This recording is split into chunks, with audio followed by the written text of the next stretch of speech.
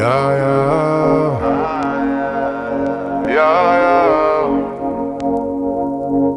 ya ya neden telefona bakmıyorsun diye soruyorsun.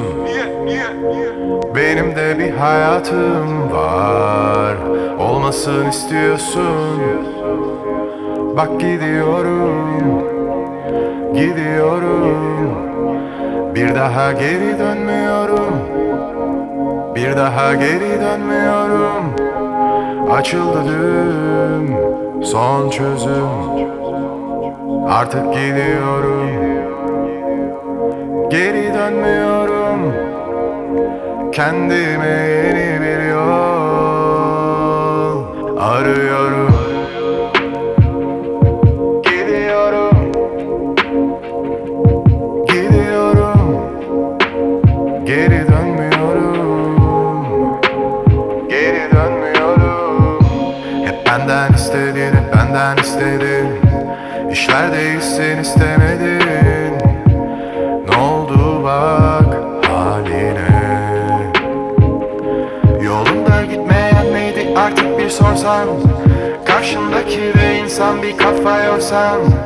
Hiç değilse bir kerecik makul olsan. İnadı bırak, inadı bırak. Kibarım aslında. Çek git, çek git, çek git, çek git demek kolay. Çek git, çek git, çek git demek kolay değil. Kendine çek git, çek git, çek git demek kolay değil. Çek git, çek git, çek git, çek git, çek git, çek git.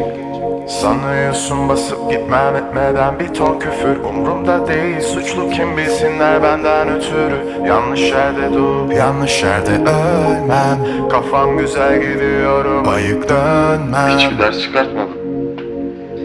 Yani dersleri zaten sevmiyorum. Ama tespitim var, yani şöyle bir tespitim var.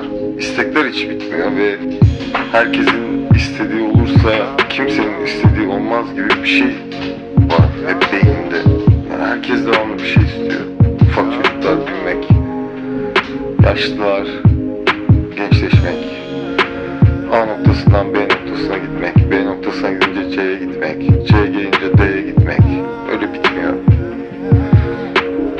İnsanoğlunun istekleri bitmiyor. Yolunda gitmeyen neydi artık bir sorsan. Karşındaki de insan bir kafa yorsan. Hiç değilse bir kerecik makul olsan. İnadı bırak, inadı bırak. Kibarım aslında. Çek git, çek git, çek git, çek git demek kolay. Çek git, çek git, çek git demek kolay değil. Kendine çek git, çek git, çek git demek kolay değil. Kolaysa çek git, çek git, çek git, çek git, çek git, çek git. Çek git, çek git, çek git, çek git demek kolay. Çek git, çek git, çek git demek kolay değil. Kendine çek git, çek git, çek git demek kolay değil. Çek git, çek git, çek git, çek git, çek git, çek git. Sanıyorsun basıp gitmem etmeden bir ton küfür. Umrumda değil, suçlu kim bilsinler benden ötürü. Yanlış yerde dur, yanlış yerde ölmem. Kafam güzel gidiyorum, ayık dönmem.